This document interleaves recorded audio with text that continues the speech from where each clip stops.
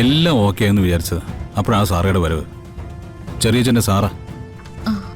ഇവിടെ പിന്നെ അവിടെ നടന്നത് നാണം കെടുത്തൽ തന്നെയാ. അവർ വരുന്നതിന് മുമ്പ് ആ ഇന്റർവ്യൂവിൽ തോറ്റൊന്ന് പുറത്തിറങ്ങിയാൽ മതിയായിരുന്നു. ഇത്രയും നാണക്കേട് ഉണ്ടാവില്ലായിരുന്നു. പോട്ടെ, ഈ ഭൂമിയിലുള്ള എല്ലാ കമ്പനികളിലും സാറൊക്കെ അഭിപ്രായം പറയാൻ പറ്റില്ലല്ലോ.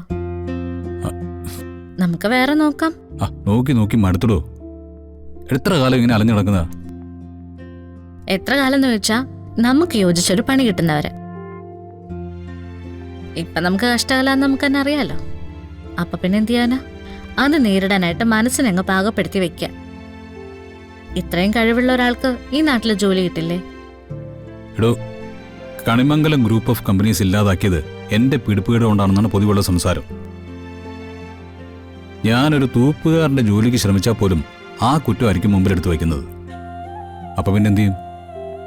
തൽക്കാലം നമുക്ക് പിടിച്ചു നിൽക്കാനുള്ള മാർഗങ്ങളൊക്കെ ആയി തുടങ്ങിയിട്ടുണ്ടല്ലോ. അപ്പൊ പതുക്കെ ആയാലും മതി. എടോ,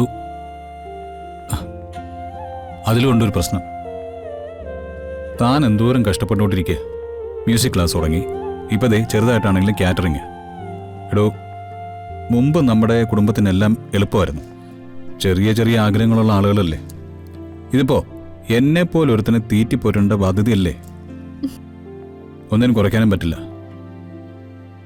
മരുമോൻ വലിയൊരു സ്ഥാനത്ത് ജീവിച്ചുകൊണ്ട് അതിൽ കുറഞ്ഞൊന്നും ചെയ്യാൻ അച്ഛനും അമ്മയും സമ്മതിക്കുകയില്ലല്ലോ. ഈ ബാധ്യത വർത്താനുണ്ടല്ലോ, ഇനി എന്റെ മുന്നിൽ പറയരുത് കേട്ടോ.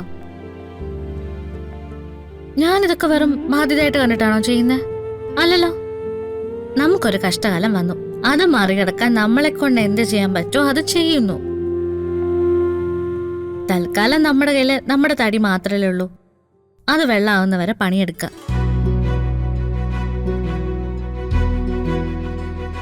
പിന്നെ ഞാനിതൊക്കെ സന്തോഷമായിട്ടാണോ ചെയ്യുന്നതെന്ന് ചോദിച്ചാൽ 100% ആണ്.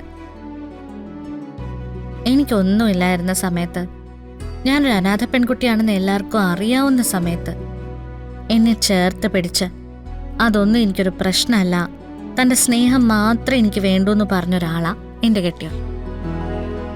എന്നിട്ട് വരുണൊരു വീഴ്ച വരുമ്പോ ഞാൻ മോന്തിരിച്ച് നടക്കുക.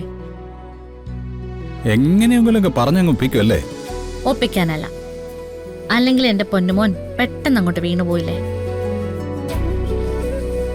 എന്താ? അതെ, കണിമംഗലത്തുനിന്ന് ചെറിയച്ഛൻ എന്നെ പുറത്താക്കിയപ്പോ കൂടെ താനില്ലായിരുന്നെങ്കിൽ ഞാൻ എന്ത് ചെയ്യുമായിരുന്നു ആലോചിച്ചിട്ടുണ്ടോ? എന്നിട്ട് എന്തെങ്കിലും ഉത്തരം കിട്ടിയോ? കിട്ടി. ഒരു വലിയ വട്ടപൂജയായിരിക്കും. മിക്കവാറും ഏതെങ്കിലും തെരുവിൽ ഭ്രാന്ത് പിടിച്ച് ആരോടെങ്കിലും കയ്യും കാലും ഒക്കെ കാണിച്ചിങ്ങനെ നടന്നുകൊണ്ടിരിക്കുകയായിരിക്കും. അങ്ങനെയൊന്നും വരില്ല. വരനെ പോലെ മനസാന്നിധ്യമുള്ള ഒരാൾക്ക് അത് സംഭവിക്കോ? അതെ, ഭ്രാന്തിനങ്ങനെ വലിപ്പ ചെറുപ്പമൊന്നുമില്ല. ആർക്ക് വേണമെങ്കിലും വരാം. എങ്കിലേ ഇവിടെ വരണ്ട. ഇതേ നല്ല മനസ്സോടെ എനിക്ക് കാണാനുള്ള, എനിക്ക് കൊണ്ടുനടക്കാനുള്ള എന്റെ ഭർത്താവാ. ഇനി ഒരു വിഷമത്തിനും ഞാൻ വിട്ടുകൊടുക്കില്ല.